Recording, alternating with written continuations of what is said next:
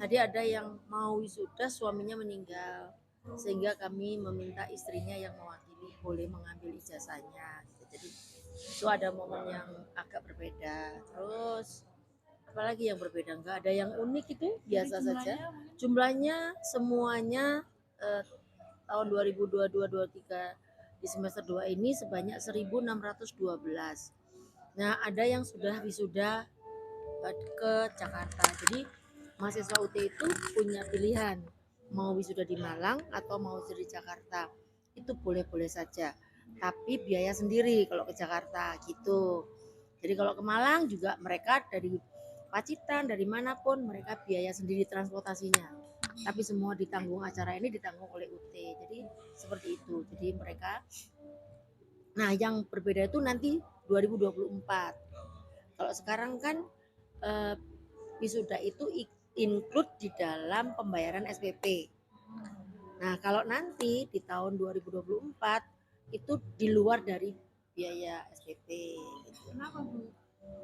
Karena di wisuda tahun ini. Ya baru dalam artian ada seremoni apa atau apa dan lain-lain.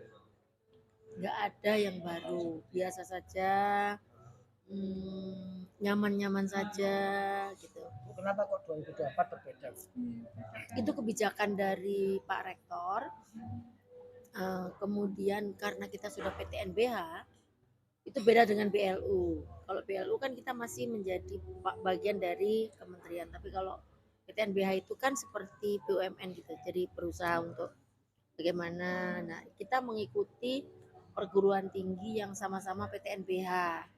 Jadi aturan di dalam PTNBH itu kan kelompok nih, beberapa perguruan tinggi, kurang lebih 16 atau 20 perguruan tinggi yang PTNBH itu mereka melakukan itu.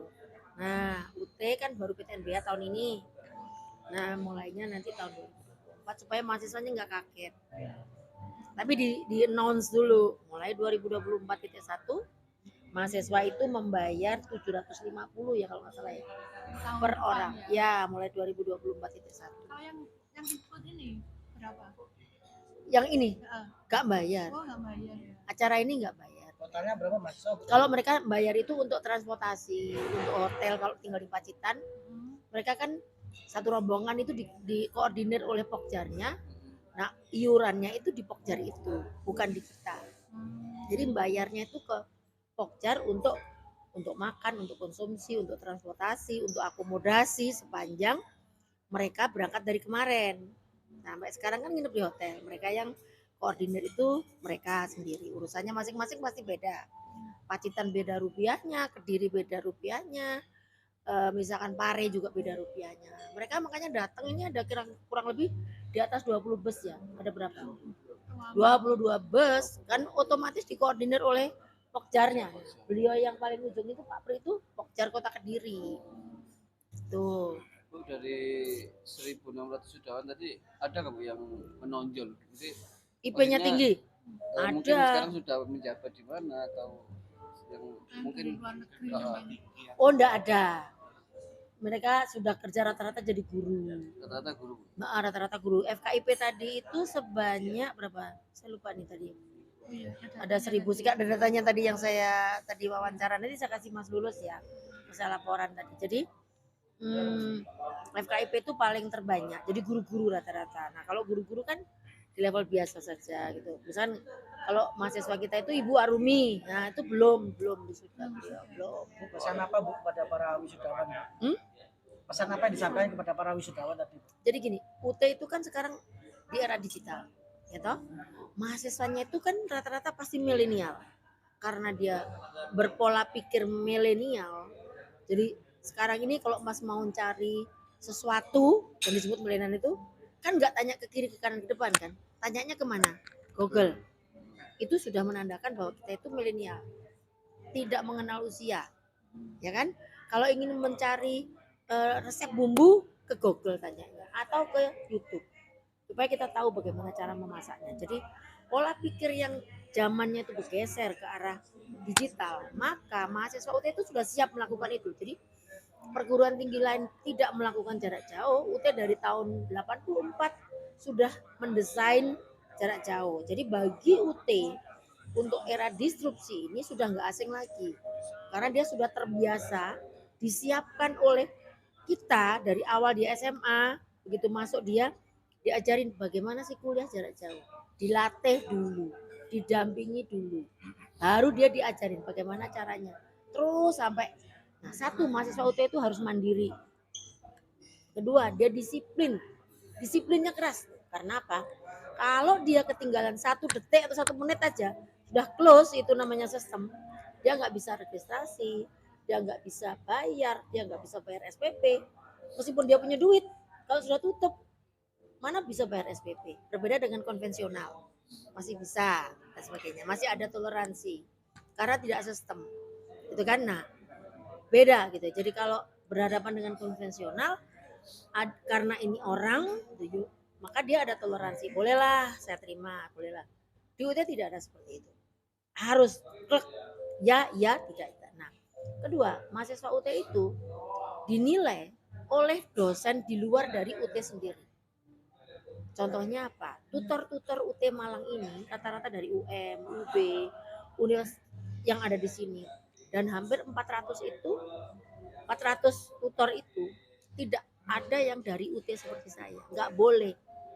Dosen UT sendiri menjadikan tutor web bertemu dengan mahasiswa. Nggak boleh. Di sistemnya.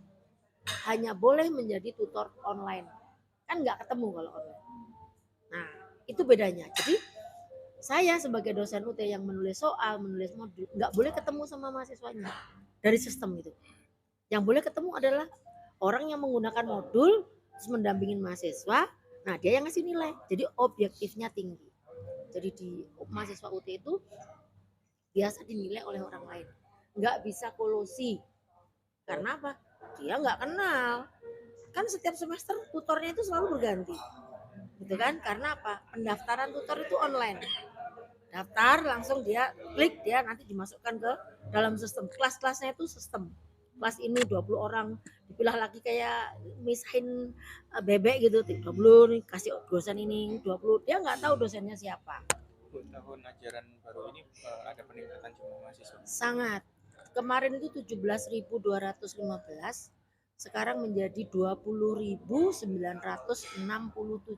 Jadi hampir 21.000. Itu secara nasional. UM aja atau Hanya UT Malang Malang saja. saja? Kalau nasional tadi Ibu mengatakan 500.000,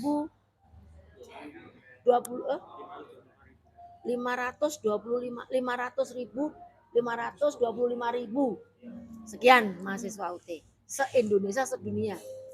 Jadi nanti target tahun 2025 itu harus menjadi 750.000. 2026 1 juta targetnya mahasiswa UT. Itu memang pagunya dinaikkan sebagai PTNBH. Dampak PTNBH atau gimana? Tidak. Atau animonya memang Tidak, karena animo tinggi. Kayak mas-mas ini nih, kepengen kuliah S2, S3, tinggal buka sia.ut.ac.id, klik daftar, bayar 100.000 uang pendaftarannya. Masa nggak bisa bayar sih? Pasti bisa kan? Tanpa seleksi itu. Tanpa seleksi, langsung masuk. Nah tinggal mau milih nih, mau paket semester, mau masuknya di jalan tol apa jalan biasa. Nah kalau jalan tol namanya paket semester, 8 semester pasti lulus. Kalau namanya jalan biasa, sepunyanya uang kuliah 500.000 1 semester, 700.000 1 semester.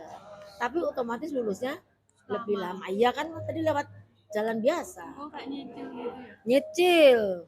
penyebab, kira-kira penyebab naiknya cukup signifikan apa? Karena sekarang ini kan eranya era digital. Orang sudah memerlukan terbiasa seperti itu. Sudah nggak mau orang itu fleksibelnya oke. Kapan saja di mana saja kuliah. Ya kan? Sambil kerja, sambil tutorial bisa. Karena apa? Di kantor kuliahnya. Nggak kemana-mana, nggak usah ke kampus. Jadi kalau Anda di konvensional, maka mahasiswa datang ke kampus.